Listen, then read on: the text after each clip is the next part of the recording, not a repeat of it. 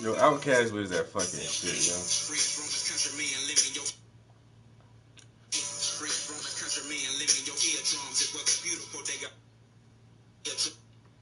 Stop schooling, because I'm not gonna lie, I'm pretty.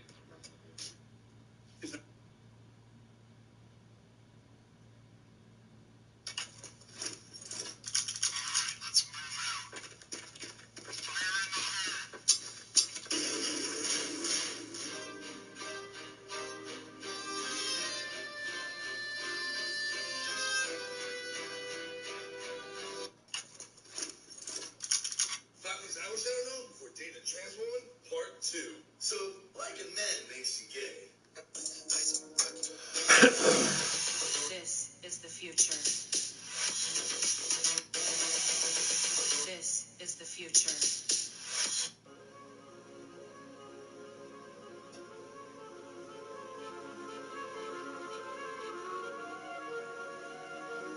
You're crazy. AGI is decades away. That'll never happen. They're powered by Jetsons. Little Jetson robotics computers inside. Remember this? They learn to walk in Isaacson. Now, if you lasted this long in the video, you might have just heard him say Isaac Sim. What is Isaac Sim? For robotics application, that means you can simulate your robot or a couple of robots and the way it interacts with the environment. So those little robots that you just saw in that video, they learned how to walk in virtual reality. Isaac Sim, Isaac Lab simulated the environment in which they learned to walk. Not in real life, in virtual reality. Why don't we have a listen to what Microsoft's Chief Technical Officer has to say about what their AI systems can do? Some of the early things that I'm seeing right now with the new models is like, maybe this could be the thing that could pass your qualifying exams when you're a PhD student. That's right. You heard him say that the Microsoft AI is as good as a college graduate. I want that to sound Scary? Scary? I don't know. To recap, we have AI models that are at the level of a graduate researcher. They have access to tools where they can train robots in virtual reality. That's where we're at. Just so everybody's on the same page. Sort of an astonishing thing, and then the next question that comes is, so what?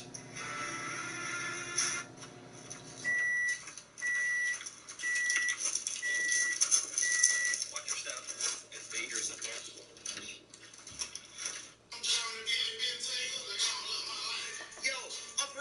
Yo, where? Yo, what is wrong with this clown? I take that hat off in the house, bro. I also started. What the hell kind of thing? You put that chair up right there. Look, that chair right there. Orthodoxy of the left. You be left in a forest alone with a bear or a man? I do, man.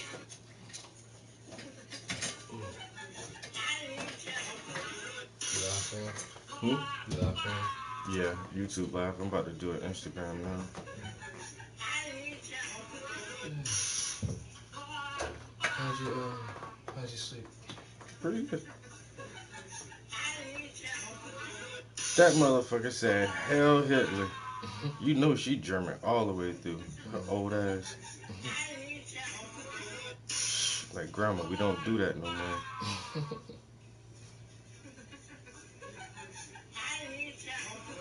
That's crazy. I had to watch that a couple times. That bitch said, "Hell Hitler." Bro, I seen that video before.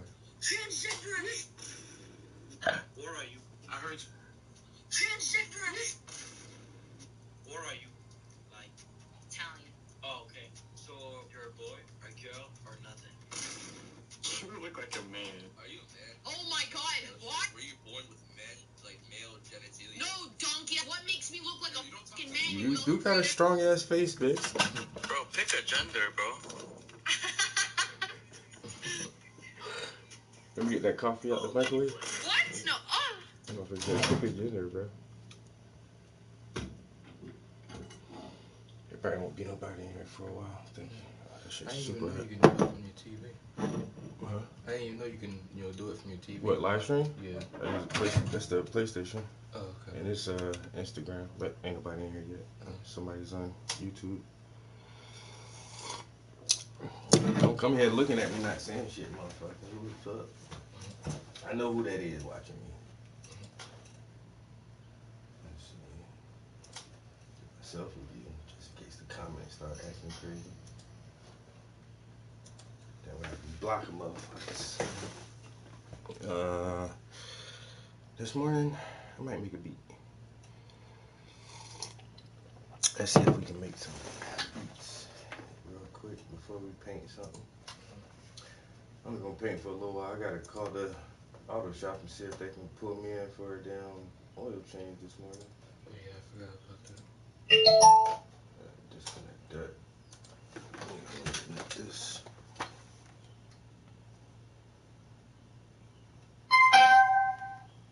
Nice. My cousin Chase, this is the last song you sent me right here. This your hair hard as hell. I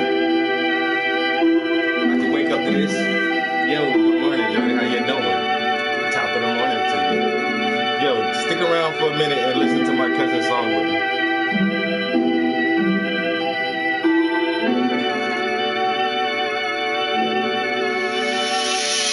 Got me feeling alright.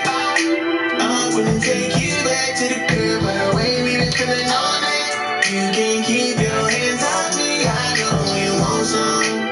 When you come around, I know you want some. When I'm not in town, I know you want some.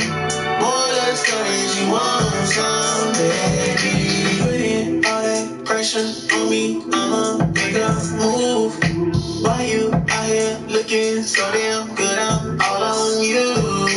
I don't have to say another thing to be the one that you choose.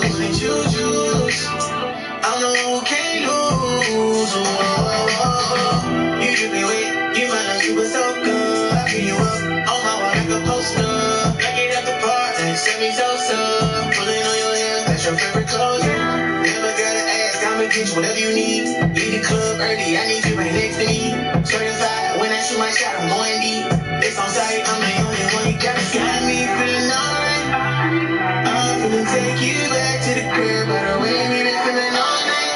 You can't keep your hands off me. I know you want some. When you come around, I know you want some. When I'm not in town, I know you want some. Boy, let's stories, you want some, baby.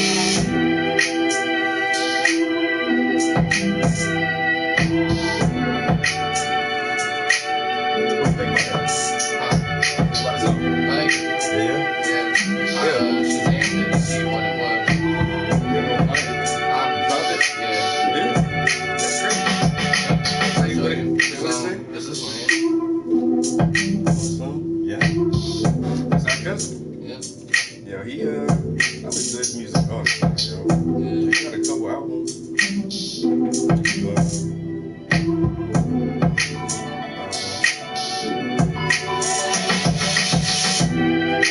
made the beat too.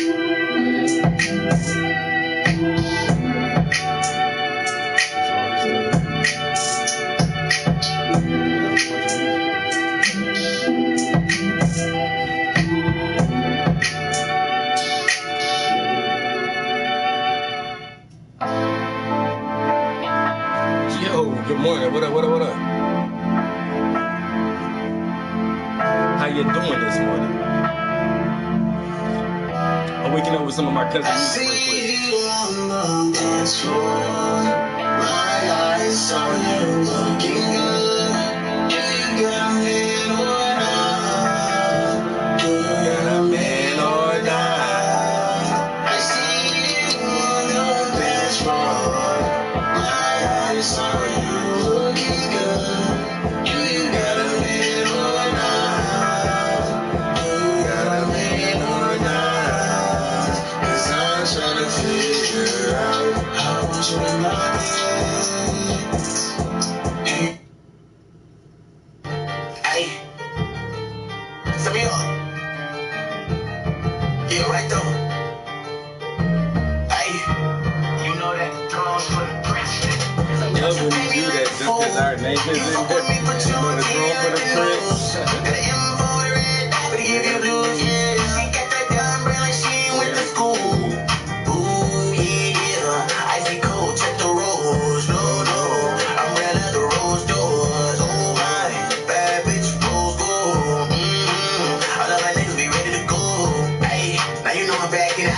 Bad women. Shawty is a keeper, she put it back in it. Tell them I'm thrashing it. Baby, you freaking, she bad as shit. Hit a little bitch with a magic stick. She wanna feel like a rabbit. She gotta get a new bag on me, then she gotta do. I get that toolie right here on my hip. Nigga be capping, they talking that low. Get my weight up and then I make it flow. When I see it up, you know I let it real. Bleed out the block when I hop in the wheel. Fuck up the real, I come in zip. Hit up my nigga, they carry that grill. Ay. Don't you pay me like a fool. You fuck with me, put you on TV like you know. It's one of my favorite beats he made. The beat really simple, but for some reason, like I just love this beat so much, yo. You know that the throne for the prince.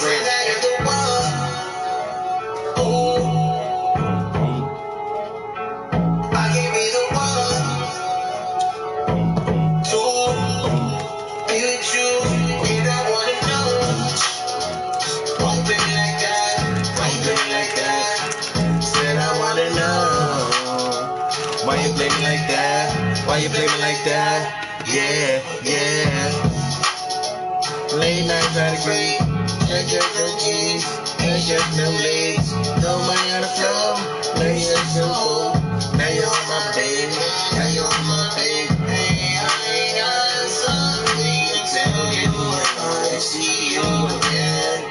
How much I'm better than you, you know what I'm looking for. Fuck you telling to me, I cannot give it back to the streets. Never had enough for you, I'm trust in a hole. I wish you had to be poor, I just feel like you were. Alright. We got some fire shit. Let's try to make a new beat. Let's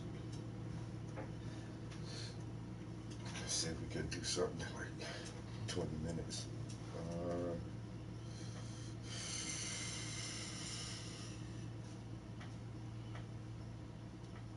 Do this, do that.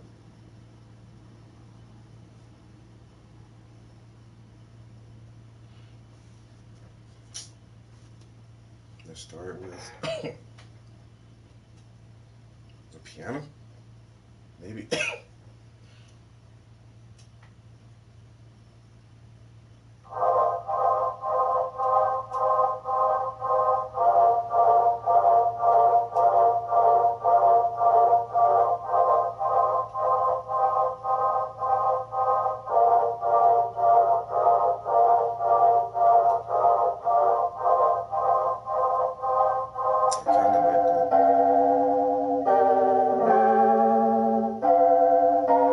Old school 90s boom bap.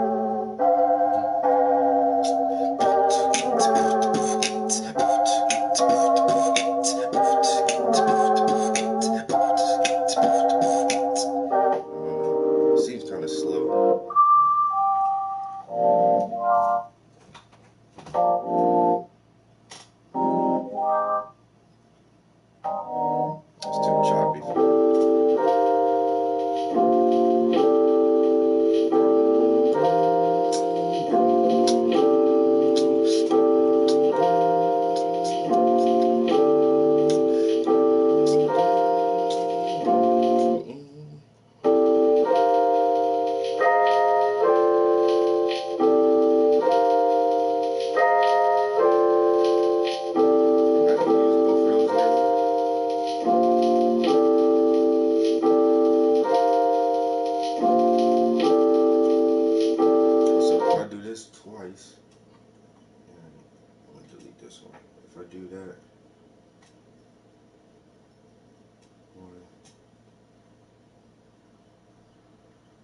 2.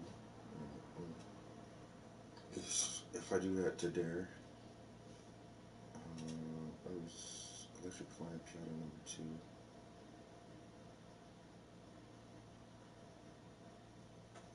Electric flying piano number 1. Then if I put that right there, let's see, and then it should switch over.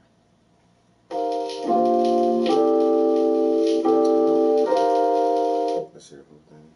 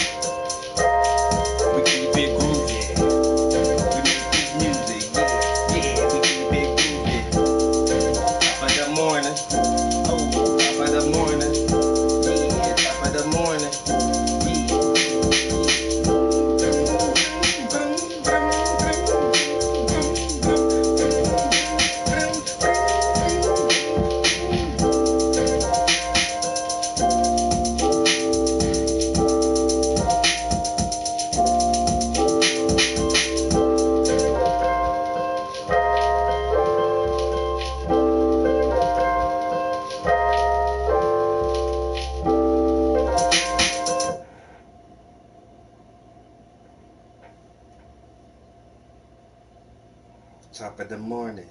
What the hell did I just do? What the?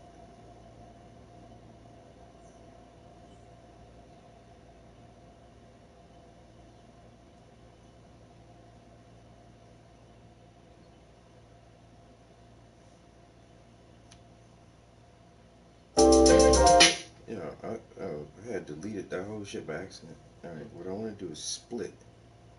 This is where I need that pencil sometimes, but I don't even know what that shit. Is the pencil on this thing? It is. I don't know if they got a charge or not. Alright, I want to split. This thing ain't even charged or nothing. I want to split this here. And okay, if I split that there, what if I take out this section?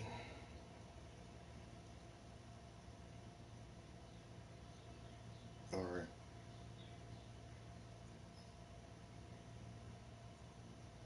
now I'm gonna take out this section, split that. I'm gonna delete this. Then I'm gonna take this and split this here. But then I'll take this out. And let's see how this gap sounds.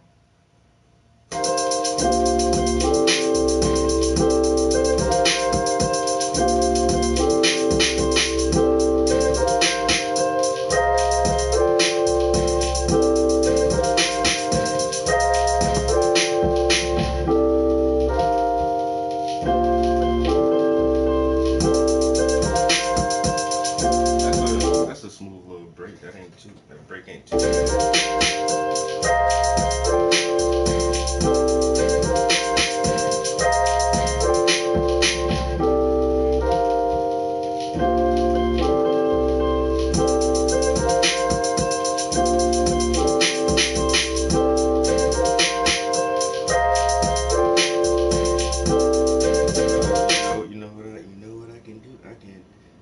So that is that last part is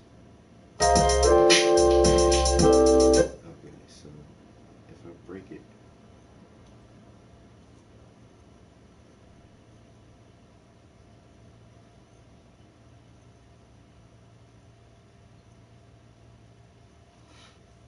if I split it here again, and I take this little snippet, take this little snippet out,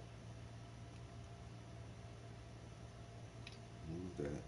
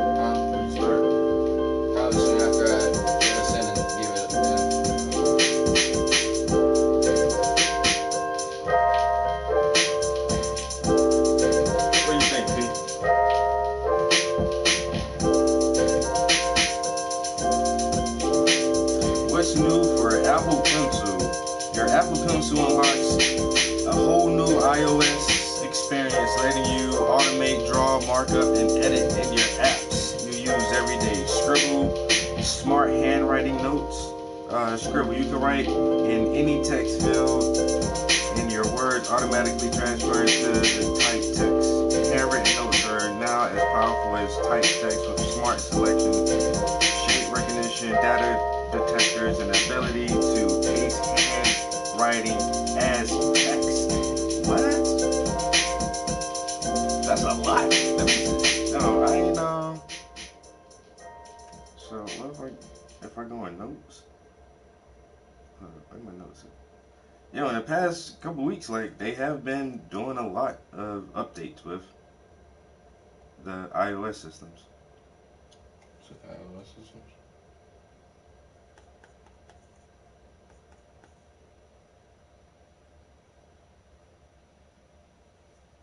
Yo, that is fucking wild, man. I just really scribbled that as hard as I could, and it still said hello. Yo, it barely looks like hello. Yeah. Oh, that's crazy.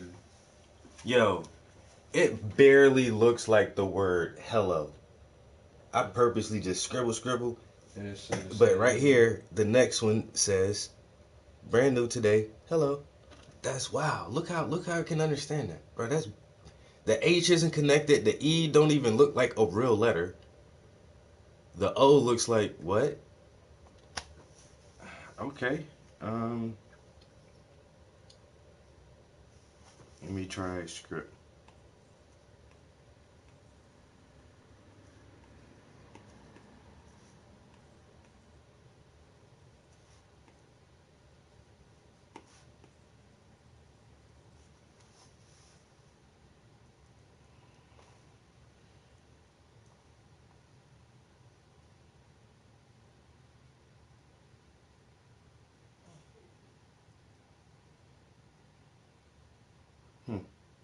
I wonder how is it supposed to like switch? I don't know. Is there an option to change the text?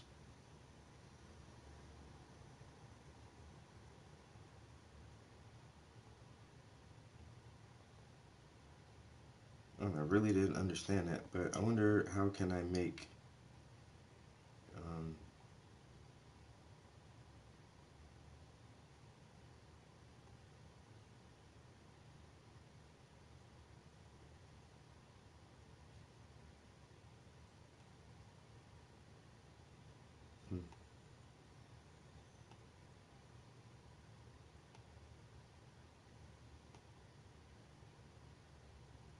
customize support language. I'll have to fuck with this later. But I don't know. There's several new features in all of these apps now that we should definitely play around with and see if it makes our lives any easier. I don't know. Maybe, maybe not. Alright. I did just get a Gmail notification. Everything so every app that I open up now on here is telling me like some new function or whatever. Yeah. So I just got a notification from my Gmail, tried to open that and set Chrome as your default browser. New settings. Open Chrome. I'm surprised that's been a thing. Yeah. I had recently updated my phone too.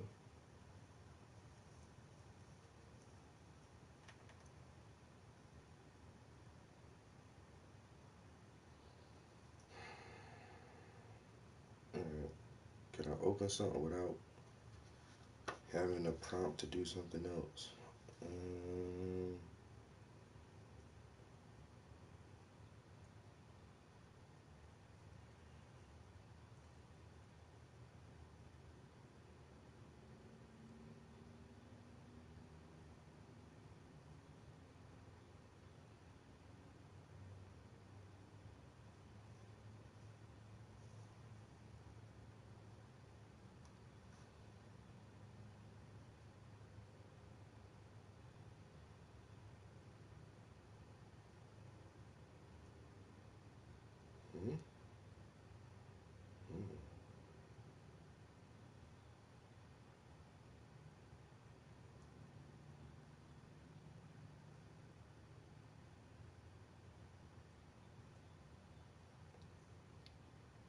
That's pretty cool.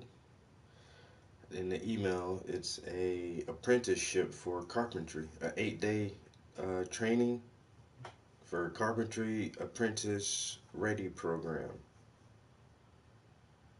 CARP's goal is to identify and train motivated northeastern Pennsylvania residents that have existing barriers to employment in the building trades.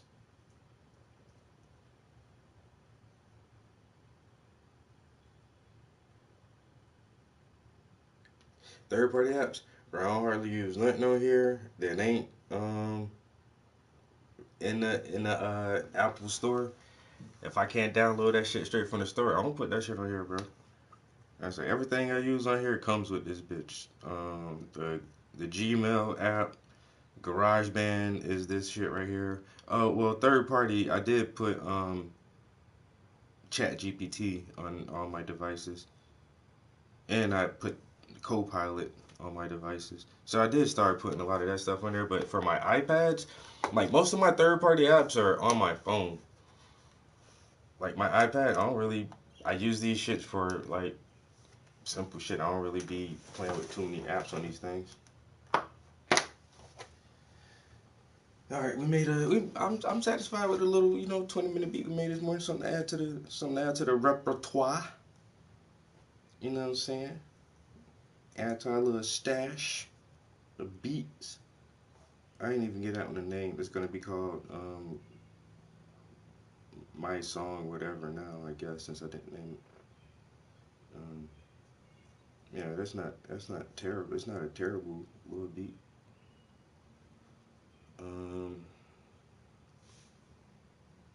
I got several My Songs now. Again, I tried to delete all of them, or at least give them names, the ones that I really didn't like. So now I have My Song 2, 5, 6, and then this one just says My Song. It doesn't have a number beside it. So My Song number 6. Should I delete this or not? Or should I delete it, or should I give it a title?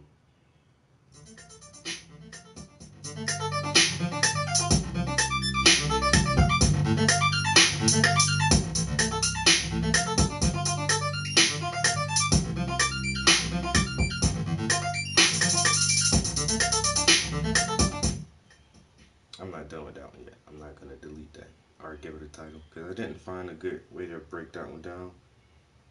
So let's leave that there for right now. My song number 5 sounds like I like this one. This needs a name. I'm gonna call this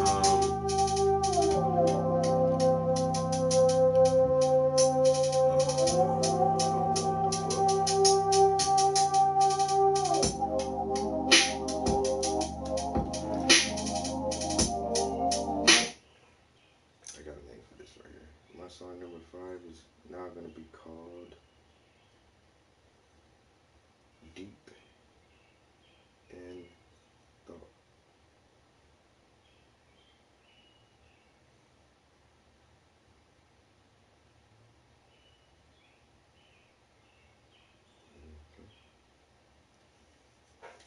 This one may get deleted.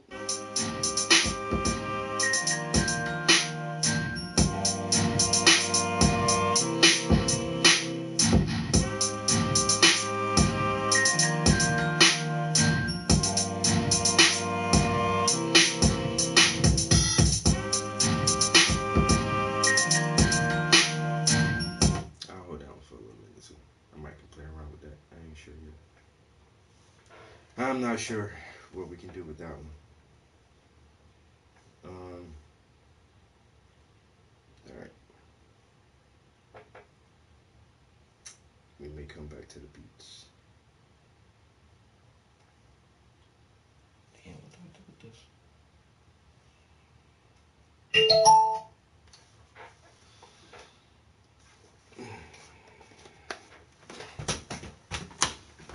P, what you got going on this morning? Oh, bro, I got the email yesterday. Did I already talk about that this morning? I probably did. But I know it's the weekend. I'm not sure if he'll email me over the weekend or not, but trying to finalize this next commission for Helldivers. Yes, sir. We can definitely get on some of that shit today. Who? Oh shit. Hey, Dad. Mm-hmm.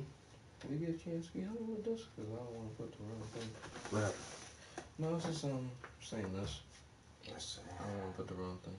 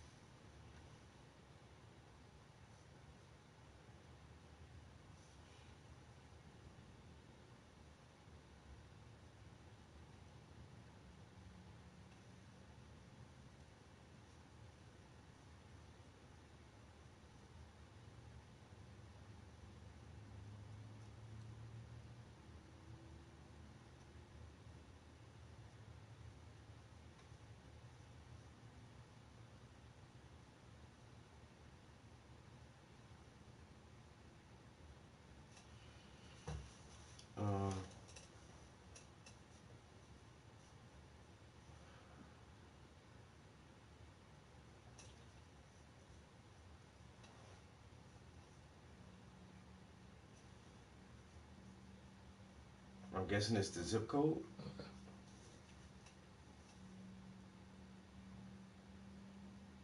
Oh, yeah, that was right. That shit is a weird. Why they word the question like that? I have no idea. That was And really. it said for a 12-month period that includes. Yeah, like I'm a citizen, but So I just sometimes put I this year? leave. But for 12 months, it's like, wait a minute. And for a 12-month period, did I just put this year? Or... Yeah, just that. Yeah, put 2024. Okay. Yeah, that's weird. I ain't never seen that question I on don't know. anything. Like, why they word that? I Yeah, don't know, that was weird. that's the. Are you a U.S. citizen? Yes or no? That's all you get to say. Yes, Yeah. I'm a fucking citizen. But sometimes I be out of the country. Sometimes I be, like, what the fuck? They made that hard. Yo, my man's was good, bro. MJ, one of that. It's a motherfucking Saturday morning, bro. How you making out? Big updates to Midjourney will never be the same again. Y'all really been fucking with my Midjourney shit hard lately. Well, not hard. I ain't gonna lie, yo. I've been looking for illegal aliens. Yo, that's what that question for, bro. Yo, because that's how they worded that shit. It's like, I'm a U.S. citizen except for certain periods when I'm outside of the country, but for this next 12-month period, I will be in the country, and this is my, I guess they're asking what zip code you live in, or what zip code did you plan on living in, like, bro, they worded that question so weird just now. And that's what you probably right, talking about, is you a legal immigrant or not, bro? Don't say you got, you live in a sanctuary city or some crazy ass shit. Whoopie whoopie whoop, motherfucker. You live here or not, man? But nah, I've been so I'm on YouTube and big update. Midjourney will never be the same again. That was 2 days ago. But yo. They is not lying, yo. Midjourney. Yo, they, yo, I did hear about something that says, so I do this a lot, where you can,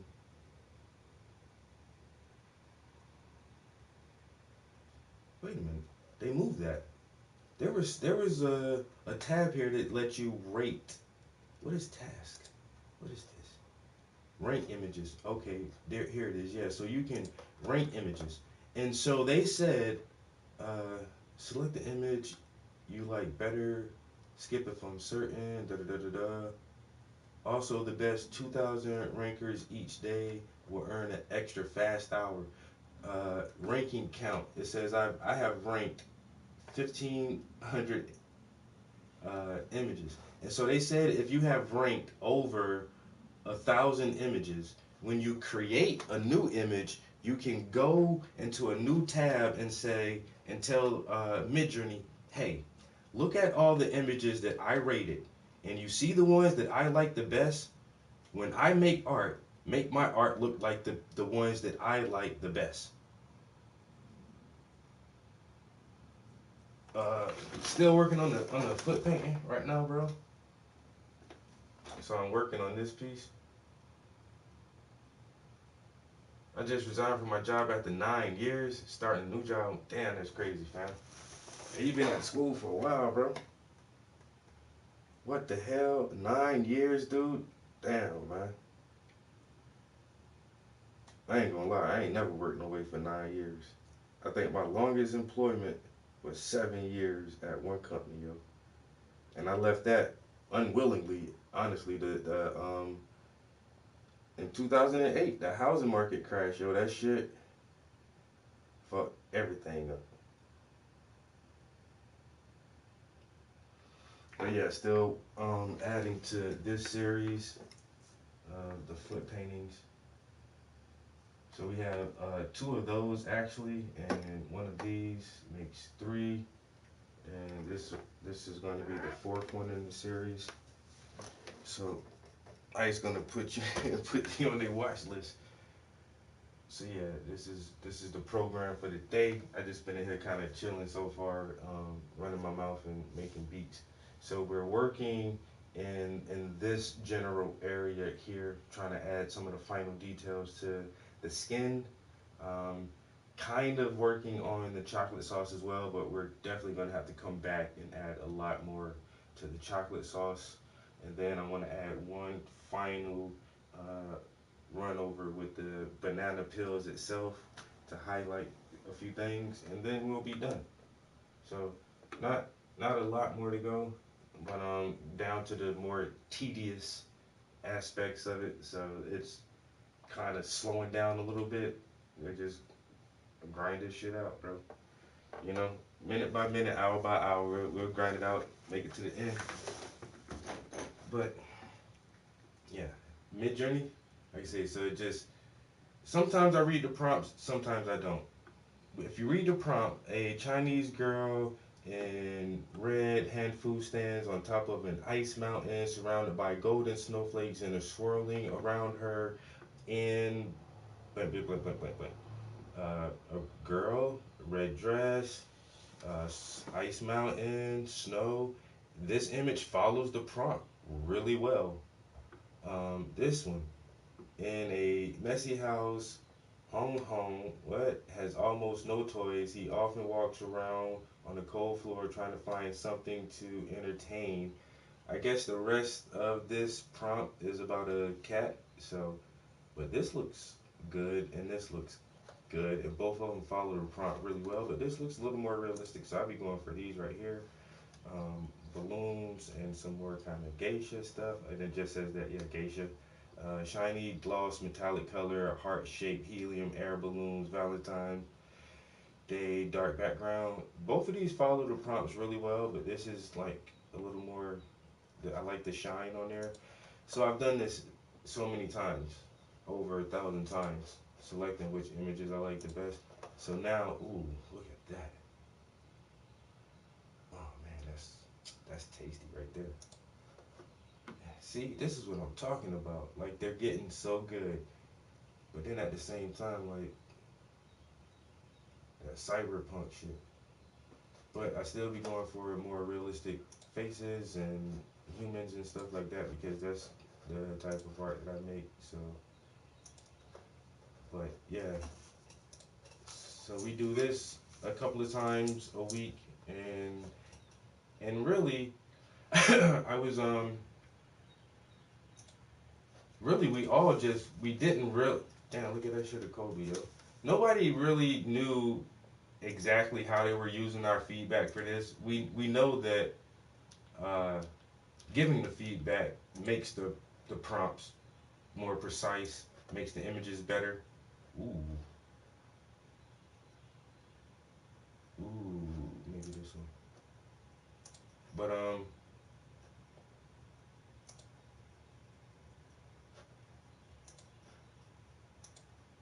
so yeah, now we know for a fact that our feedback can directly impact the material that we create now. And so, like in the beginning, I knew it, like we were training it for a reason, but I didn't know like the training could affect our individual prompts now.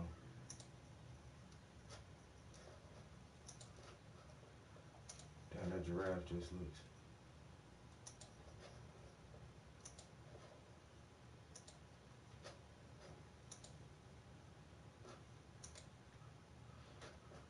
Yeah, do that a few times. But nah, Midjourney is fucking boss. This shit is boss as hell now, bro. And so it says 5 updates. Year 1 book. Hey all, we're opening up orders for Midjourney Year 1. Ooh, it's actually hardback book. Temporary disabling of return button. Web updates, pan and zoom tools are now unified and called Reframe. Remix is now found with Reframe. This allows you to change the prompt when panning or zooming. Very region is now called Repaint. Error messages are more descriptive and don't require hovering to get more information. Report bug, personalization. What is model personalization? Every time you write a prompt, there's a lot that remains unspoken. Our algorithms usually fill in the blank with their own preferences, which are really the combined biases and preferences of our community. But of course, everyone is different. Model personalization learns what you like so that it's more likely to fill in the blanks with your taste. So, and this is the pair ranking. Okay, so I just haven't tried this yet. So what if I go to create, and so recently, oh my bad YouTube, I just left y'all all the way over here chilling. So recently I've been trying to like create Whisper. So this is one of the series I'm currently working on, is the Whisper series. And so I just wanted to see, like, can I get something in Midjourney that kind of, and this last group aren't perfect. Actually, some of the earlier ones, I try to do a reader too. And I'll be making so much shit. Where's the other? So these were attempts at Whisper prompts, and I really couldn't get like them to look like they're whispering to each other, but like the people just look real as fuck, yo. They look really real. So every day this joint is getting a little better. I didn't try to zoom out on any of these. I was really having trouble with this prompt trying to create another rendition of my God series. Some of them look good, some of them are kind of janky. Really couldn't get what I wanted. Tried some more for the reader series, trying to get a father reading to a son. Some of those came out okay up close, but then when you zoomed out, they were a little janky. But, yeah, some of them look pretty good.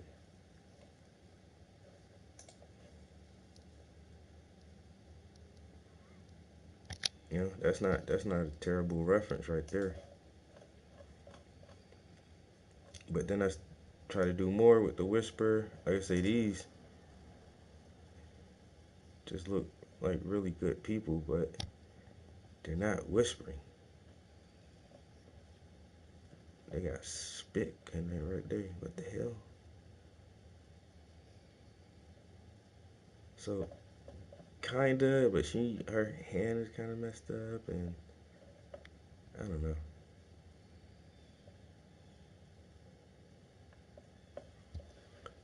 But let's see, create. And if I click on this tab, I think this is where aesthetics, stylization. Where do I find personalization? Here it is. It's this new tab right here, and mine is off. So I wonder if I turn it on. Okay, now my personalization is on. My stylize, I got that set at 100. I'm gonna boost this up automatic to like 7. I'm gonna put my variety up 1 point right here. Alright, and so now I'm gonna just try to prompt again. I'm gonna re-roll this one. Re-roll that. Bam. Now with the new personalization on, let's see what kind of image it gives me, because they're not whispering exactly, but that's kind of close, you know? Close but not close. Lean. What's good? Good morning. How you doing? And now I'm inspired to make a cuddling series.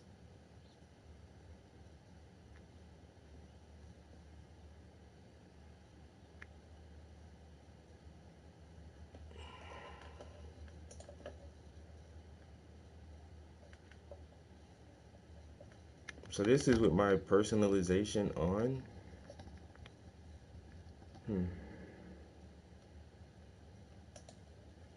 Still not getting this whisper that I want. Kinda, I don't know. Almost. Alright, okay, so what if I do this? What if I roll the, because I've been using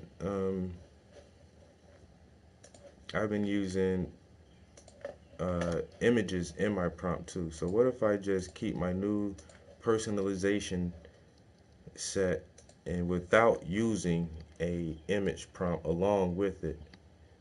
Okay, Grammarly, you're gonna make me capitalize that? Alright, so no, there's no image prompts along with the text prompt. So this is straight text. Submit it. That one is not terrible, honestly. His hand looks a little small, but not really.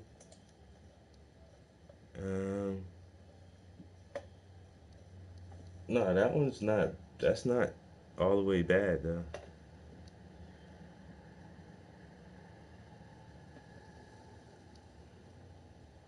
Yo, somebody trying to jump in the chat was good.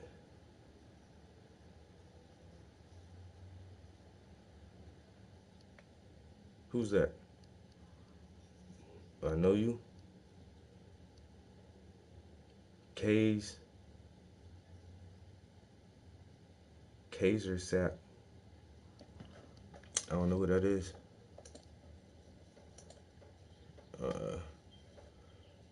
Whoa. This is without an image prompt. Wait a minute. Look at that.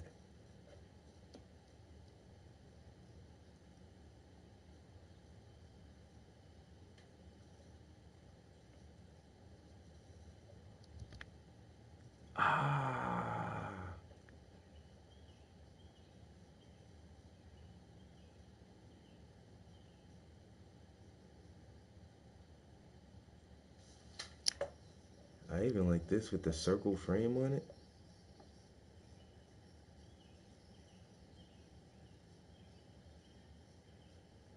Why do I like this one right here so much? Hold on, I gotta heart some of these. How do I can't heart my own shit.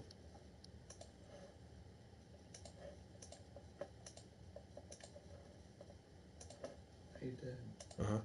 I finished it, so whenever they look at it, they'll bring me into work. Nice. We in there. That wasn't bad. What if I roll this? What if I just re-roll one of these prompts real quick without an image? Why I should have tried this as soon as I heard the update.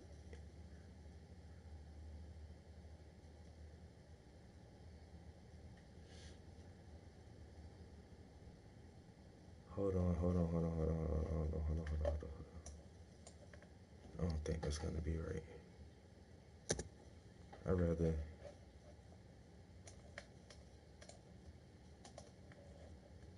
What if I do it like this?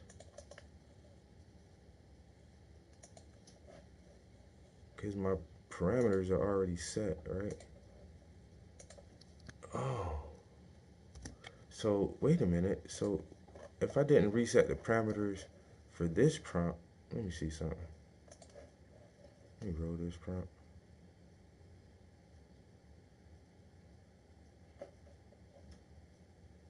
It does say that, though. Let's roll this prompt. All right.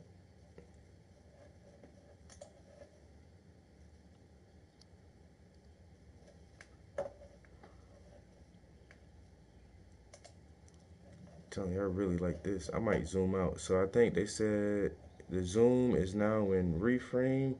So click reframe, and there's the zoom tab. We're going to zoom out ×2.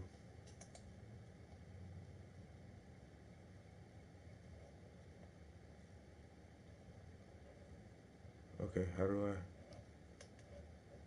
I select that? Zoom out? No? All right. Ooh.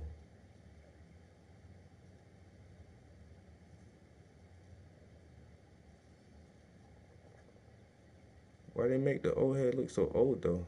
That's not a father, it's like a granddad.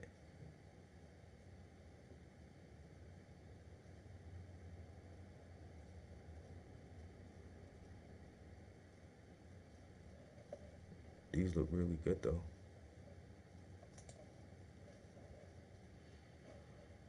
Do I have to put the word a young father? I don't know.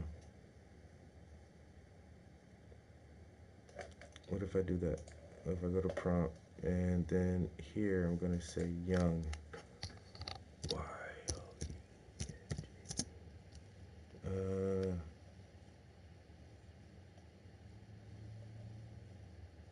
What? Why is it saying I'm signed out of anyway?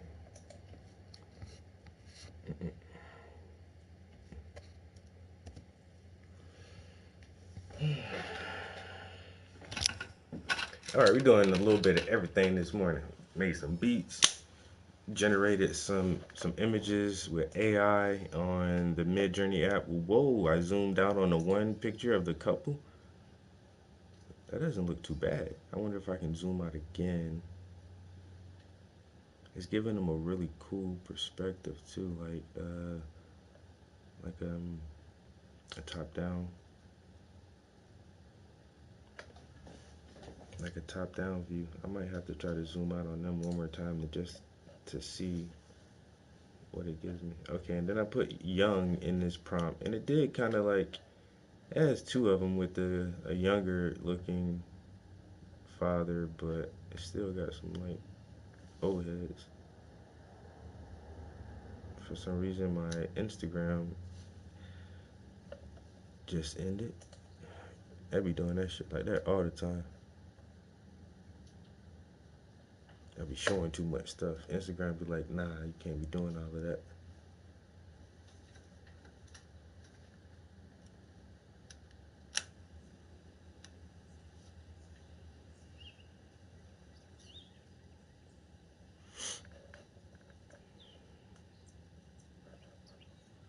All right, so I got my new settings on Midjourney. I'll have to play around with my prompts now from scratch, like make different prompts from scratch. He said Terrence Howard is wrong about everything.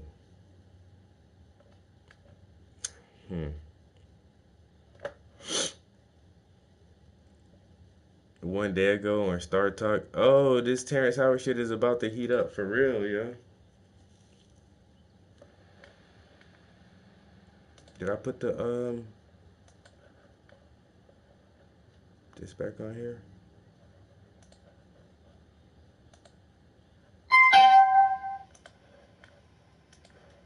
Recently learned I got name checked by Terrence Howard on his recent appearance on Joe Rogan. I reached out to Neil deGrasse Tyson. He was like, hey man, yeah, I'd love for you to come on my show, do my radio, do my TV thing. I love that. I was like, yeah, but I got something I want to introduce to you. I got name checked because 8 years ago, he sent me a 36-page treatise. Whoa, how long ago? So he just did this interview this year with Joe Rogan. But then that still goes to show you that Terrence Howard is like really legit on the shit that he's trying to do. Even if everybody in the intellectual paradigm of education and all this shit, all the fucking doctored and tenured scientist says, oh, he's wrong. That don't matter, man. What he's been trying for, he said 8 years ago. Terrence Howard brought this shit to him 8 years ago. So that means even if most people thought he was wrong 8 years ago, he's still trying to like perfect what his understanding of these concepts. It's not just like, oh, he just came out the blue like last year, like, oh, I know some shit. Like, nah, this dude is, and then the one patent he showed was 10 years old. So in order for him to get a patent, he had to be working on that longer than 10 years ago. So he's been doing this stuff for, 20 years or better, trying to like come up with all these new theories. And 8 years ago, and Neil, you haven't sat down with him in 8 years, and now you don't want to talk about it until he name checks you on Joe Rogan, and now you feel like you got to come back for a rebuttal. I understand, because once again, you are a mainstream scientist of academia. You have to like push the mainstream narrative, and deGrasse is a critical thinker. Where Neil said he spent a lot of time on his treatise. What? I remember Terrence Howard from Iron Man. Now Terrence Howard is talking about gravity doesn't exist and the periodic. Yeah. But I heard this other dude. I be sharing his stuff. Matter of fact, the guy we was listening to coming back from the city, the bald dude, like he's the first person I ever heard say that shit, that gravity's not what we think it is. He's like, it doesn't exist in the way we think it does. He was like, gravity is electricity and magnetism. And I don't know, I can't really describe. I've never heard that before.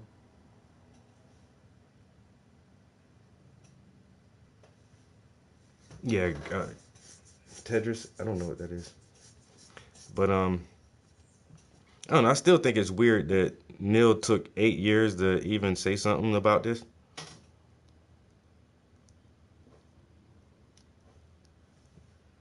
But let me see what his rebuttal is to, because all he's going to say is, of course, I'm a scholarly individual with many degrees and many years in the field of astrophysics and astronomy, and I understand string theory and quantum physics, and I have studied and done research, and Terrence Howard hasn't, and he's wrong on everything, and I don't have the time or patience to talk to someone who comes up with felonious theories.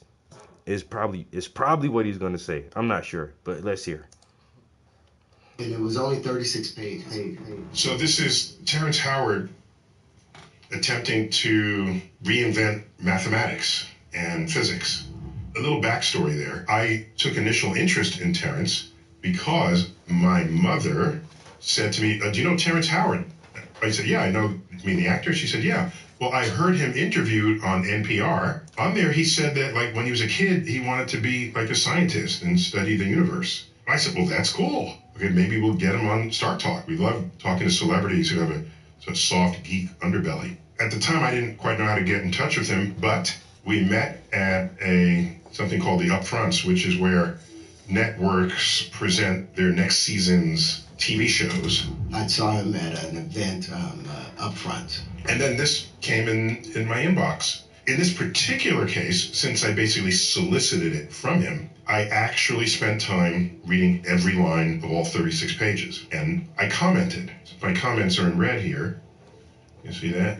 So I spent a lot of time on it. And I thought, out of respect for him, what I should do is give him my most informed critical analysis that I can. In my field, we call that a peer review. You come up with an idea, you present it either at a conference or you first write it up, and you send it to your colleagues.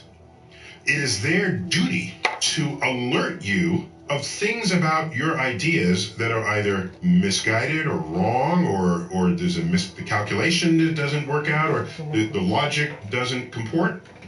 That's their job. Not all ideas will turn out to be correct.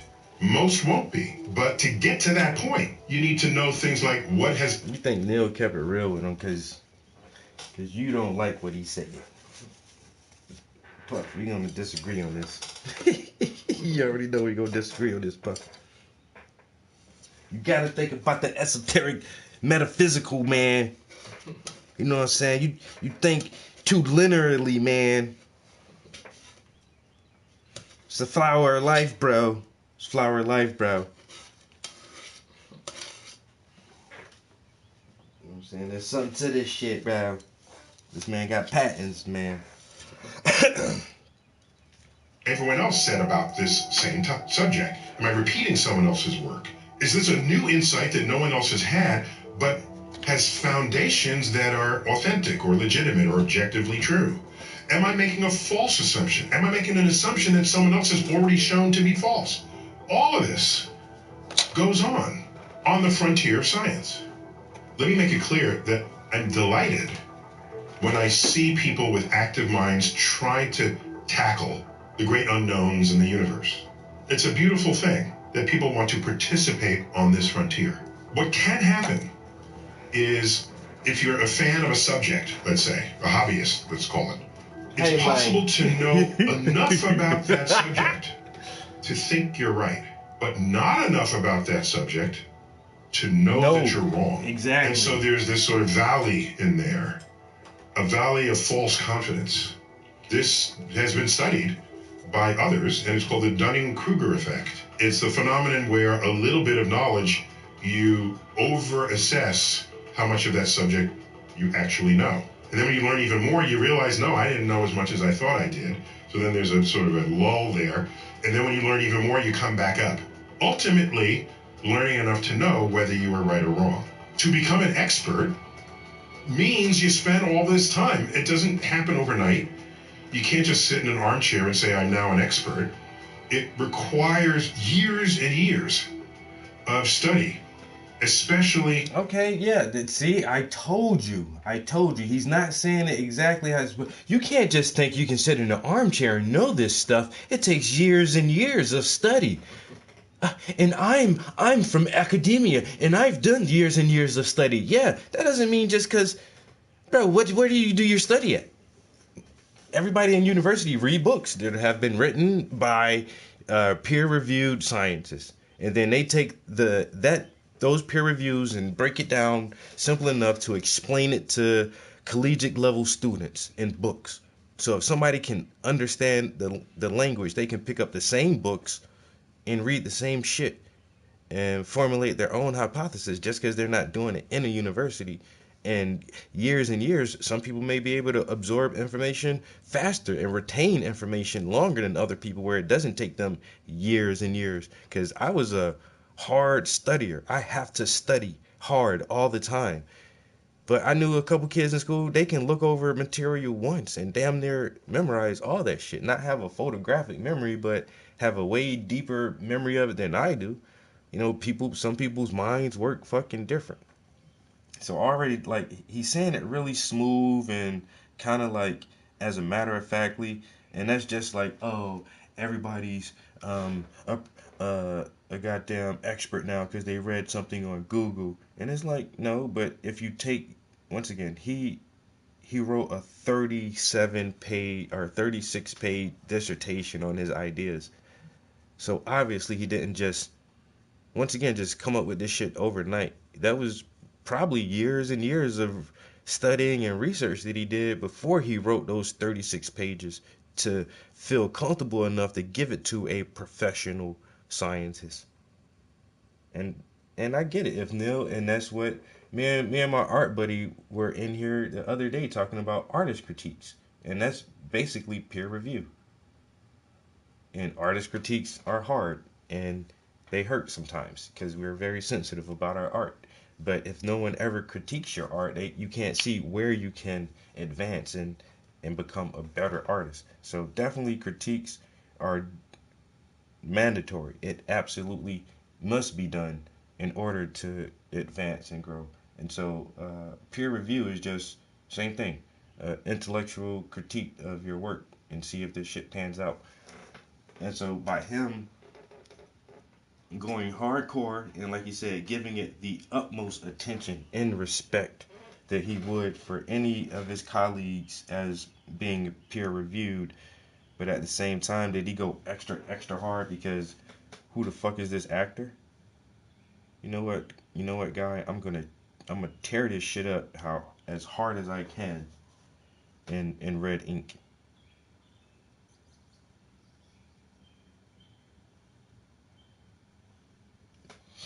I don't know what either one was thinking, but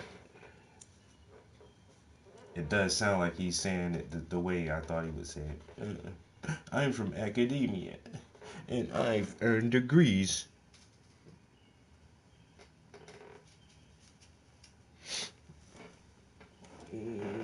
As a security researcher who deals with 0 days, there is nothing to study. We create the study material as there are no prior instances. This is true. Some people, some fields are on the cutting edge where you're just studying what you make.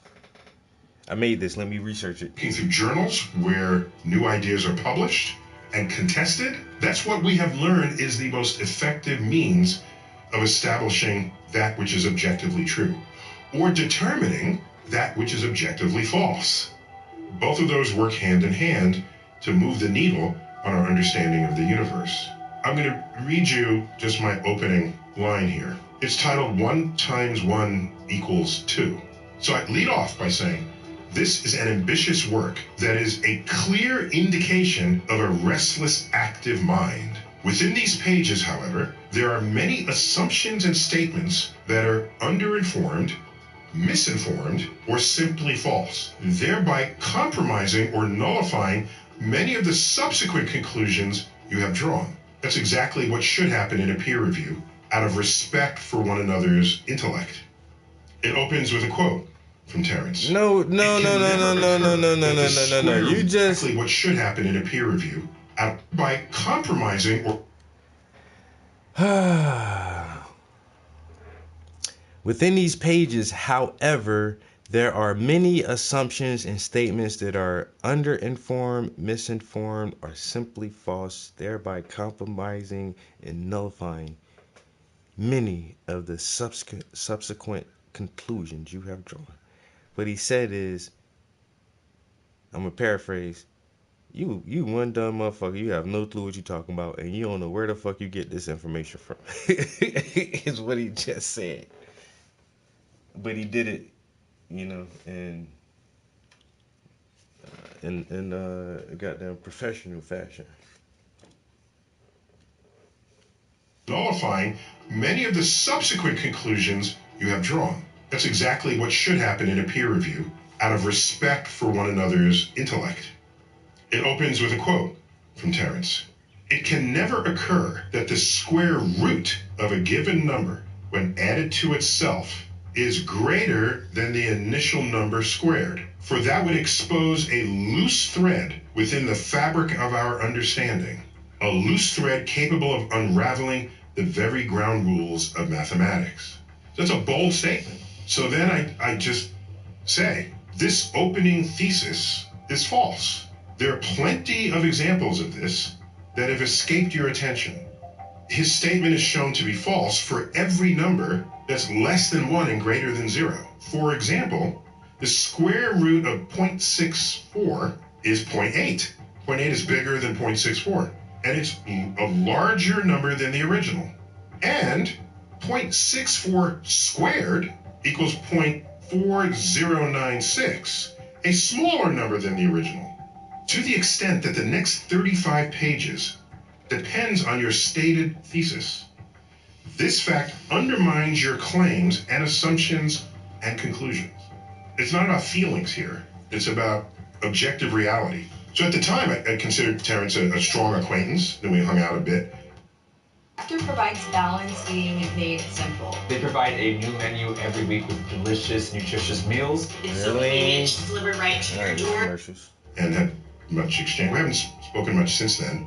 But go to page 2, and in here, he mentions people who he declares were persecuted because their vision exceeded the myopic view of their contemporaries. And he mentions Walter Russell, Nikola Tesla, John Keeley, and many, many more.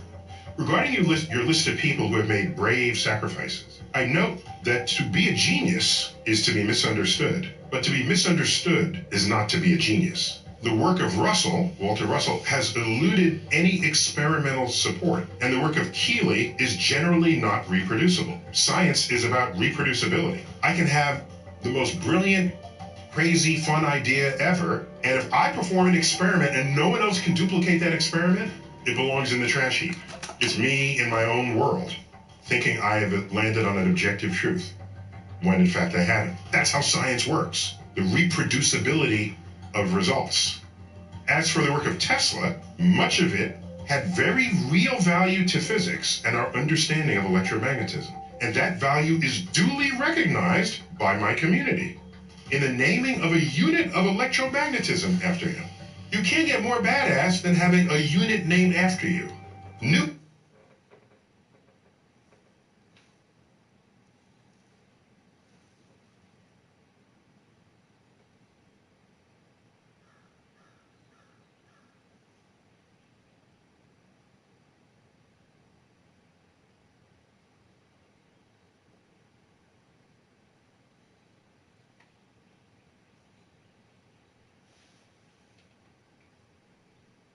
This call may be recorded for quality assurance. Thank you for calling Firestone Complete Auto Care. To schedule an appointment, please press 1. To check on the status of... That's for your oil change? Mm-hmm.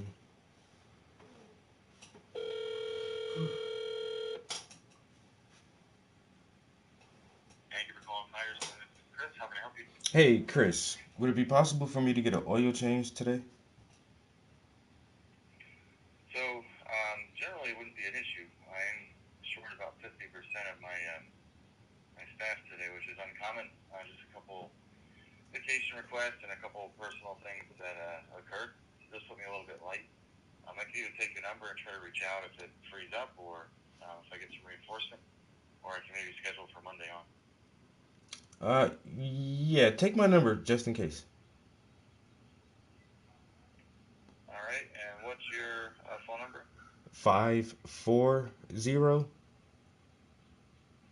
540-288-6671.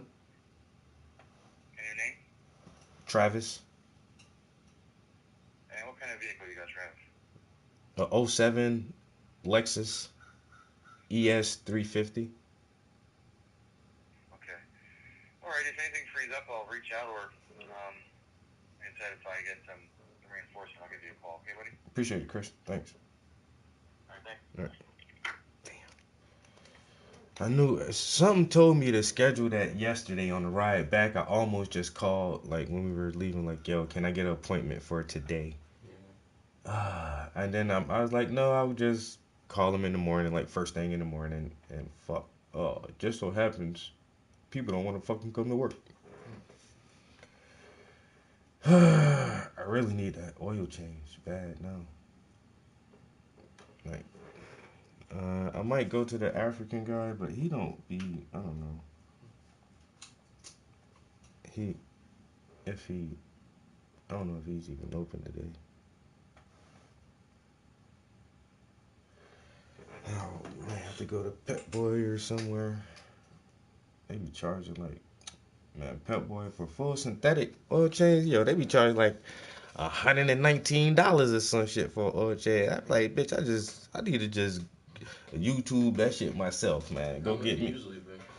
Like my normal mechanic only charged me like $65, and Firestone. I think Firestone I think the last time they charged me like $97. I mean that's why I stopped going to Pep Boy. Yo, they oil change was over $100. I'm like, really? Well, this is full synthetic and da-da-da-da-da. I'm like, man, yo, fuck all that extra shit, bro. I could just do that shit myself. I just don't feel like it, honestly. Oil change is probably one of the easiest things to do to a car. All you gotta do is just find where your oil filter at and your drain plug. But that shit definitely does take laying on the ground and getting all dirty and all kind of shit, man. You know what? I might I do want to hear what Tyson has to say, but let me see something real quick. 07.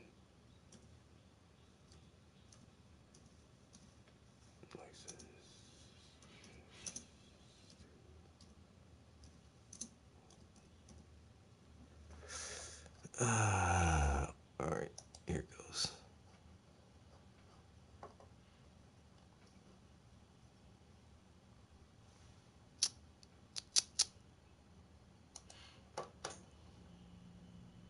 Does Wi-Fi only seems to work in this room? You need Verizon Home Internet. Get fast, reliable coverage in every room.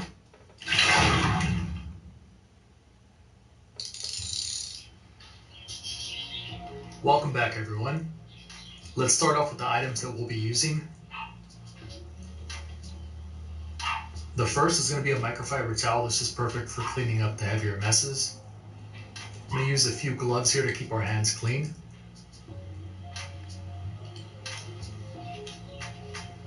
This 14mm socket is going to be to crack open the oil drain plug. And it is going to be a 1/2-inch size. That way I only use one ratchet. This is going to be a 1/2-inch ratchet. And that fits into the tool to remove the oil filter. Next we have 12mm washers. And we're using a pick here to remove these O-rings. You don't need the pick, you can use something else, but the pick makes it pretty easy. Oh, fuck, why you got so much shit for that oil change, bro? I found this tool on Amazon. It is the same as the OEM, but this is like a third of the price. So again, most of these items will be listed in the description. So just I didn't know they made a coupling for the oil filter itself. I thought you could just untighten that shit with your hand. We're going to be using a Fram filter here. I'm not the biggest fan of Fram, but this is one of the only ones I could find on Amazon on short notice. And these two O-rings will be included.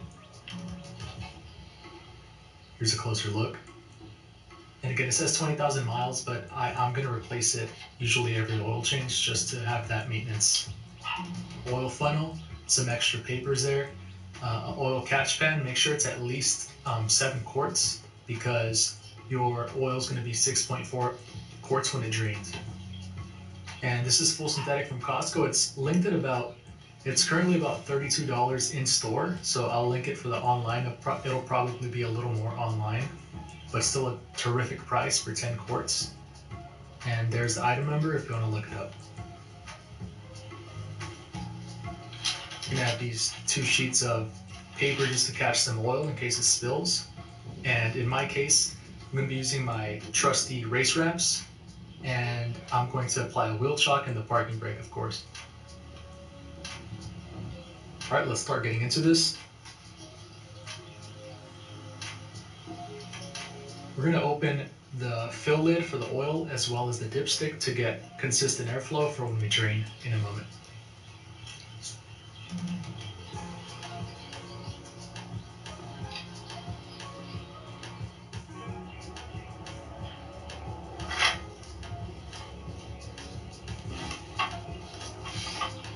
There we can see our oil filter with cover. And here is our oil drain plug. Alright, so we cracked it open with a 14 mil.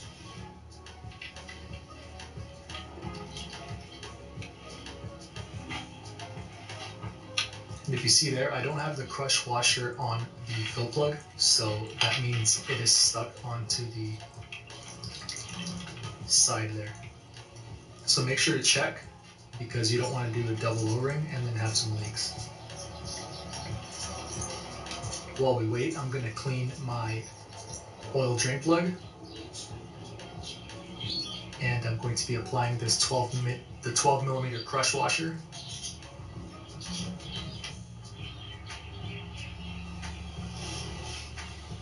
Ideally, you want to clean the contact surface. Right now, I was a bit sidetracked, but clean it so you have a better contact surface, a mating surface, and obviously torque it in a moment. I'm going to clean this so when the car heats up, it doesn't make a burning oil smell.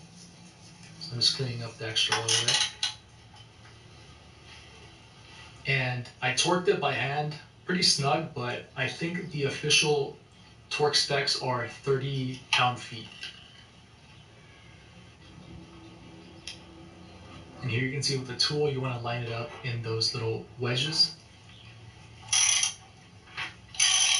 And just be advised, oil will start to spill and you start to loosen it. So I have a catch pan under.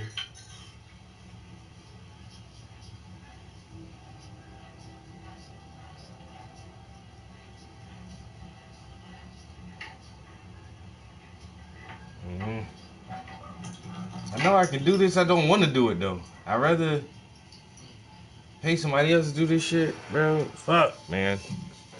Do I gotta change my oil today? Nah, it's like a loop. I had one for the Chevy. No, not this one. Look how this shit look, bro. Oh, that's them right there. Hello. Hey, Travis, it's Chris calling back from Firestone. Yes, sir. Hey, man, we should have some availability in the early mid-afternoon range. Would that work for you potentially, or? Sure. Around what time? Pull the schedule back up. Actually, excuse me, I'm sorry. Do you have availability at like 9:30? At 9:30? Yeah, if that's too soon. No. I can be there at I can be there at 9:30. 12:30 or 1. No, I can do 9:30. Alrighty. Let me go back in. Alright, so put you in for 9:30. Thanks for bearing with me. I just had to see how a few dominoes landed, you know what I mean? Hey, I know how it be, man. Alrighty, but we'll see you in about an hour and a half later. Alright, appreciate it.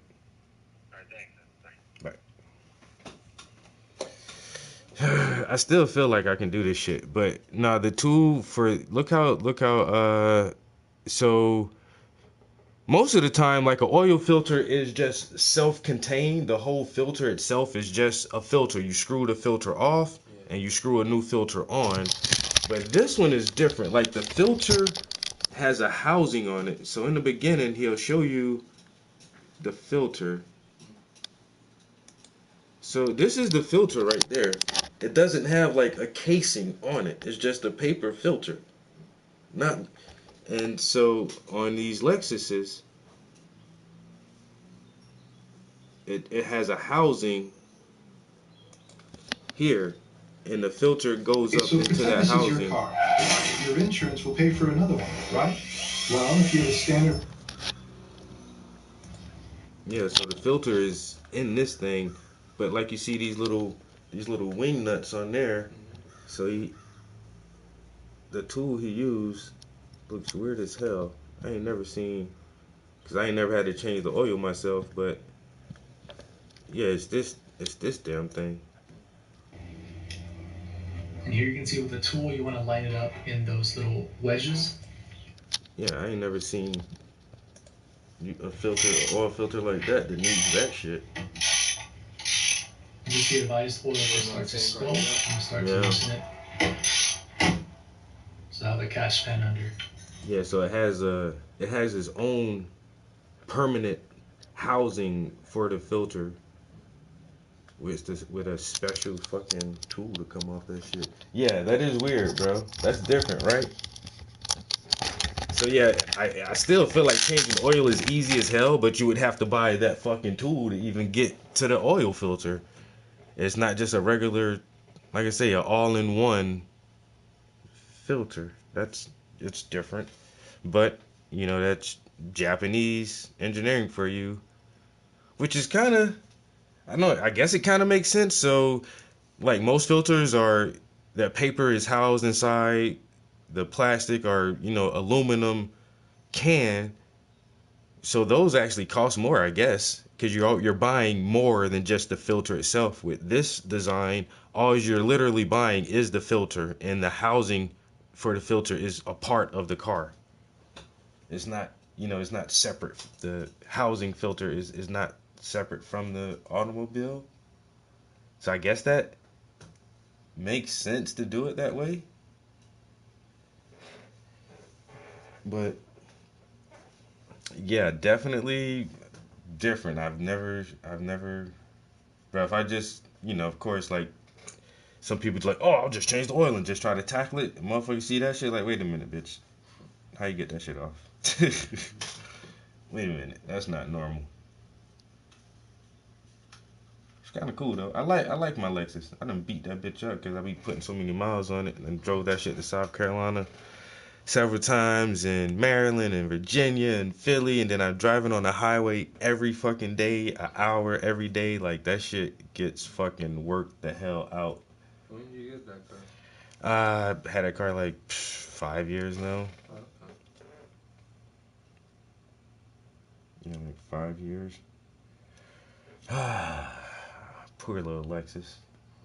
That shit then took a beating. But I try to keep up fluids change at least. Next time I gotta get some new tires. I know they're gonna tell me, you know, you need front tires. Yeah, bitch. I know I need a lot of work done on the car right now. I need stabilizer links or some shit too. I need tires and some linking rods. I just did bearings and something else the last time. And then, of course, my bumper is still fucked up. That bumper is cosmetic. It'll just have to be ugly for a little bit longer.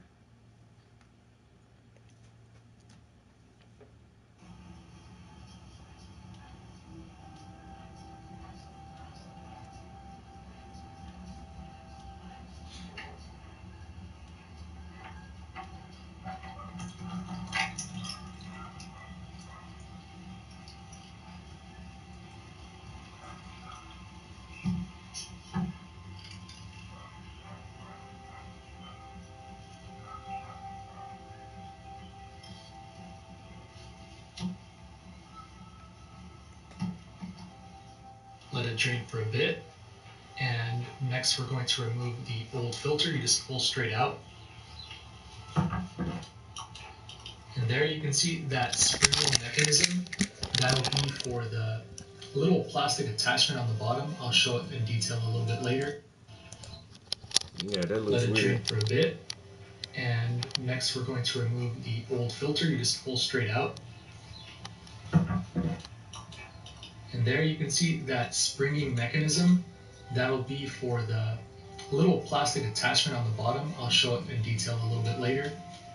In the meantime, let's clean our housing so that we don't have any mess when we reattach it.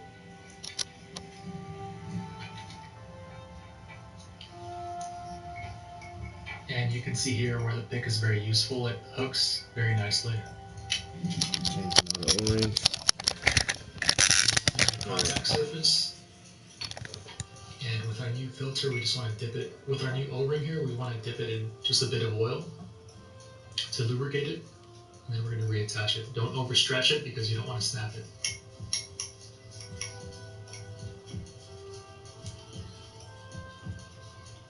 And you see the proper groove there, just align it, take your time.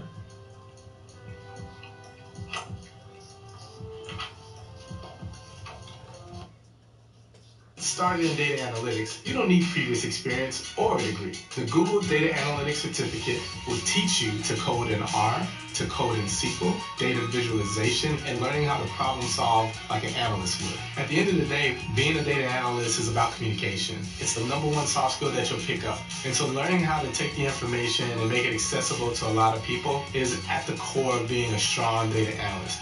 Ready to get started? Enroll today. Now you can just be a data analyst from a Google page doc or some shit. That's crazy. You want to be a data analyst? Here, just click this link. Alright. You can do anything now, Google. This plastic piece that comes with the filter, it's basically, if you open that with the 1/2-inch drive, there's going to be a little spot where you could connect that and it'll drain cleaner. I'm personally not a fan of it because it ends up being a pain to add it on and off, and under this lid there is another O-ring, but I think I replaced this last time, so I didn't want to go through the mess again. It's pretty tedious and it turns into a wrestling match. So again, we're going to clean the contact surface here as well, so we get a nice clean thread.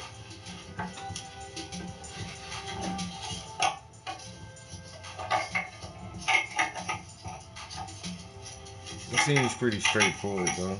You know, drain it, pull that shit out, get your new filter, and put the oil back in there. I just need to know where the filter and where the drain plug is at.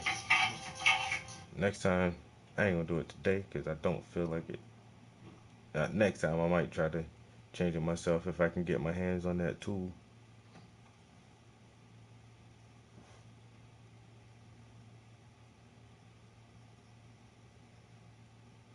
Recently learned I got name checked by Terrence Howard on his recent appearance on Joe Rogan.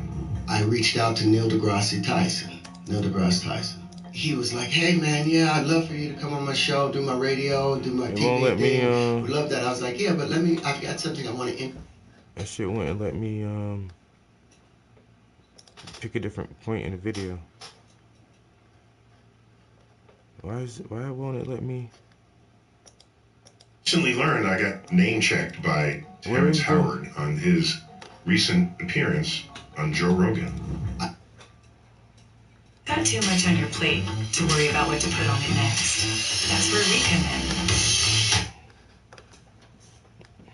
in. Yeah, my internet is.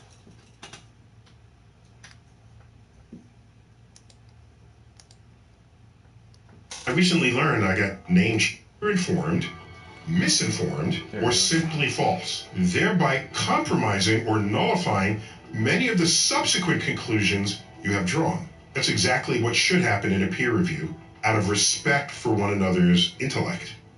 It opens with a quote from Terrence. "It can never occur that the square root of a given number, when added to itself, is greater than the initial number squared, for that would expose a loose thread within the fabric of our understanding, a loose thread capable of unraveling the very ground rules of mathematics." That's a bold statement. So then I just say, this opening thesis is false. There are plenty of examples of this that have escaped your attention. His statement is shown to be false for every number that's less than 1 and greater than 0. For example, the square root of 0.64 is 0.8. 0.8 is bigger than 0.64, and it's a larger number than the original. And 0.64 squared equals 0.4096, a smaller number than the original. To the extent that the next 35 pages depends on your stated thesis, this fact undermines your claims and assumptions and conclusions. It's not about feelings here. It's about objective reality. So at the time, I considered Terrence a strong acquaintance. Then we hung out a bit and had much exchange. We haven't spoken much since then. But go to page 2, And in here, he mentions people who he declares were persecuted because their vision exceeded the myopic view of their contemporaries. And he mentions Walter Russell, Nikola Tesla, John Keeley, and many, many more. Regarding your list of people who have made brave sacrifices, I note that to be a genius is to be misunderstood, but to be misunderstood is not to be a genius. The work of Russell, Walter Russell, has eluded any experimental support, and the work of Keeley is generally not reproducible. Science is about reproducibility. I can have the most brilliant, crazy, fun idea ever, and if I perform an experiment and no one else can duplicate that experiment, it belongs in the trash heap.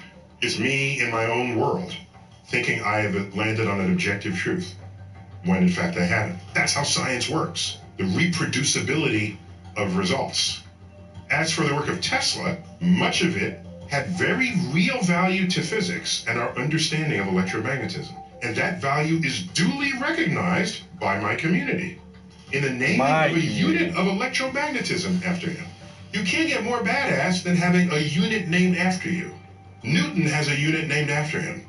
For example, the metric unit of force is a Newton. Much of the rest of his work was fringe and unrealized, either for violating known laws of physics or for being simply impractical. Just because you do some good stuff doesn't mean everything you ever did is going to be great. I will further affirm that just because an idea sounds crazy doesn't make it wrong. The system of research and publications in peer-reviewed journals has the capacity to spot crazy but true ideas, provided they're supported by compelling arguments, and ultimately supported by experiments and observations. Newton's laws, Einstein's relativity, quantum physics were all revolutionary ideas that appeared in peer-review settings or journals. Meanwhile, most of the work of Russell and Keeley had no such success with their ideas. So I think on Rogan, Terence said that I trashed those three researchers.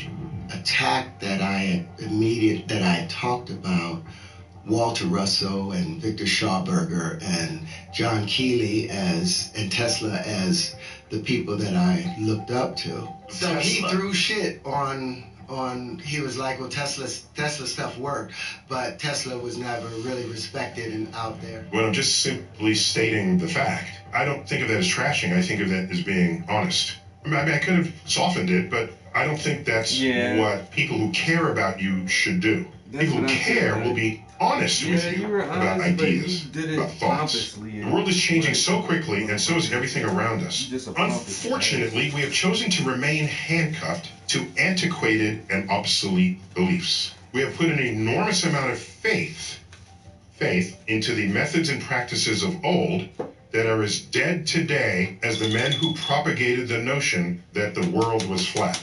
So I say here, regarding your world was flat reference, it's not widely appreciated that the idea of a flat Earth predates the introduction and development of the methods and tools of science as we practice them today. Those processes date back to around 1600, coincident with the invention of the microscope and telescope. Before then, truths were whatever seemed right to the senses. Afterwards, and to this day, truth was whatever the verified data obtained by your instruments forced you to believe if your senses otherwise contradicted the data. This fact means that there's no such misunderstanding on the scale of the flat Earth in the era of modern science.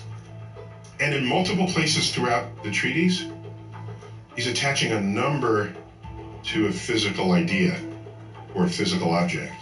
That idea goes way back, by the way. Go back to Pythagoras, famous for the Pythagorean theorem, which we all learned in 8th grade, was it, or 9th grade? Pythagoras was also a philosopher who tried to understand how things worked. He felt, among others in his group, that if you assign a number to something, the number can imbue that object with certain meaning and significance, which means that if you manipulate the numbers, that you gain insight into the objects themselves once you assigned a number to it. There's a lot of that permeates this document, but it's a long disproven approach to the world. Again, there's nothing wrong with a failed idea. Now other people know to not do it, right? That has value. If we place a candle in front of a mirror, the measurement of light is doubled, is it not? It does not measure as only one light source. We actually see two lights. A light meter will show twice the intensity of light. This is false. He attacked it so with such vitriol. Maybe that's too blunt. What else should I say? I'm a scientist. That's what I would tell a colleague. A colleague would then say, "We thank you," and then we go out for beer after, because that's how that works. And there's an old saying. I first heard it from Michael Dell of Dell Technologies. If one day you find yourself the smartest person in the room, change rooms. I say this is false. The light in the mirror appears dimmer than the source of light itself, for several reasons, starting with the fact that no mirror is 100% reflective. But more importantly, the candle in the mirror is always farther away from you than the candle itself. So the light meter will always read less than twice the actual value of the candle itself. I will note that there are times when you would love to have another address or phone number to use instead of your home address and personal number. Wouldn't it be great if you could manage and read your mail when away on business, on vacation, or abroad? Want to know exactly? From this work, Terrence produces art, sculptural art, which I find to be intriguing, even beautiful. To me, more intriguing than beautiful, because you got to look at it and you keep looking at it, like, what is that, and what's going on there? I just want to read you my ending comments here. I could not follow the reasoning on these last few pages, but the illustrations that derive from them are beautiful, regardless of how they were derived. My notes have been strongly critical of your reasoning and conclusions. I was candid and blunt out of respect for the energy you have clearly invested in this work. But if you're sure that you are still right and that I have completely misunderstood your thesis, then you will need to look for another person to evaluate what you have done and solicit their comments. In any case, like I say above, the images and illustrations in your final pages are beautiful works of art, unlike any I have seen. Best to you, Neil. So, in case people wanted to know what actually went down 8 years ago, just always be cautious of the Dunning-Kruger effect. You put in a little bit of work and you have an idea, and then you think your idea is right, and that Einstein is wrong, and Newton is wrong, and that everybody's wrong, and that all of modern astrophysicists are wrong. That's bold. That's bold. Audacious. Bodacious. When continental drift was proposed, it was like, what? Land masses are moving on Earth's surface? That's a weird idea. That's going to be a hard sell. We think there's sort of upswelling of the, yes, locally, but whole continents, that's crazy. It would take a few decades until ultimately, when we're mapping the bottom of the ocean, we find that there's a mid-Atlantic ridge, that the ridges are separating. It's like bada bing. So the resistance to jumping on the idea that continents move was not because people were stubborn. It was because people are cautious. Any new idea needs to be put through the ringer. That's how science works. You put it through the ringer. Every possible test you can. Not just because it happens to look like South America fits with Africa. Any better evidence than that? Oh, wait a minute. Fossils matched between the west coast of South America and the east coast of Africa. Not recent fossils, fossils from millions of years ago. That's interesting. Things that make you go, that brought some more people over to the camp. You keep that up, and you reach a point where enough evidence is brought to bear on the question, and then you have a new emergent truth. But at the vibrant energy that goes on in conferences and the contest of ideas, that's how we roll. That's how it works. When Einstein came out with relativity, saying space-time curves, Al, what are you saying? What are you doing? Well, you can test it with a total solar eclipse. So the idea comes out in 1915, is published in 1916, 1919. We measured light around the edge of during a total solar eclipse, because you can't see the stars during the daytime. You see the light rays bent from their actual coordinate positions on the sky. Sir Arthur Eddington, an astrophysicist, provided the first experimental evidence for Einstein's general theory of relativity, which, by the way, was published in a peer-reviewed journal. Crazy idea. The platform to be accepted for the ideas is not social media. It is not Joe Rogan. It is not my podcast. It is research journals where attention can be given on a level that at the end of the day offers no higher respect for your energy and intellect than by declaring that what's in it is either right or wrong or worthy of publication or not.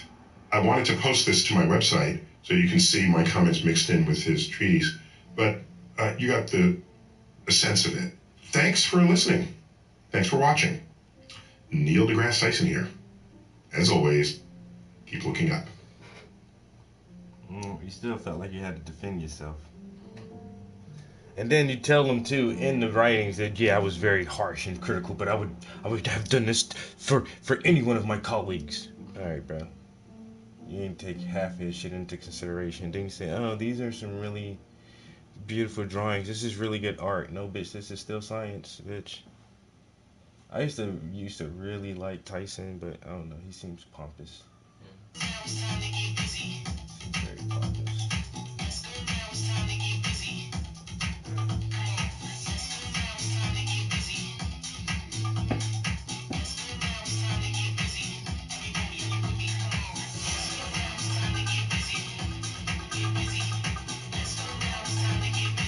Now he might dip out. You want me to be there at 9:30? Here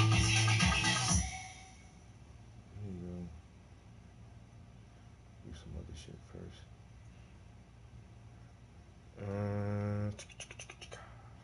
Spice Putty. I hold matte finish.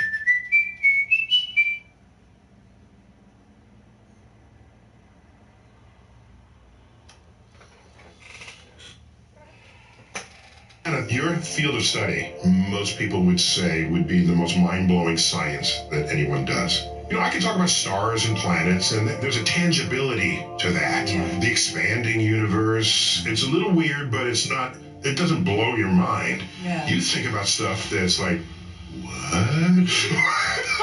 If time is a dimension, the fourth dimension, can you make a hypercube where time is the fourth dimension? Usually we don't try to compactify time. I'm not saying no one's tried it. Is H2O water? Everything we know and understand and love about water requires an ensemble of H2Os. If you pull out one of them, do you get to call that water? We might look deeper and deeper, and instead of finding quantum bits of space-time, we will only find pure quantum mechanics with no gravity in it whatsoever. One of my favorite experiences is when I have a huge shift, when I'm shocked and I realize I've had some kind of preconceived notion that has just been shattered. Reality isn't overrated, but realism is. So there's a reality out there, but our attachment philosophically to realism is misplaced. I have to digest this for a moment. I'm telling you right now, this would be the end of the show right now. This is Star Talk. Neil deGrasse Tyson, your personal astrophysicist. We've got a Star Talk Cosmic Queries today with one of our favorites, or Chuck, is she our very favorite? She's our very favorite theoretical physicist. That's for sure. That is for sure. I want to know who's on this list. So, Janet Levin, welcome back to Star Talk. Always fun to be here. Yo, Chuck good, would say bro. we're getting closer and closer together here. Oh, Love it. go just for the video. Yeah. 2 hours? Yeah. Damn, You know 2 why? hours right on the mark, Years too. I'm going to take a zooming little break, away. man. Love it. This I know. this morning. I got to get ready for oil change, and I'm already getting hungry. I've been up since a little earlier. So let me try to get some other shit done. Probably be back up here later today, depending on how the day goes.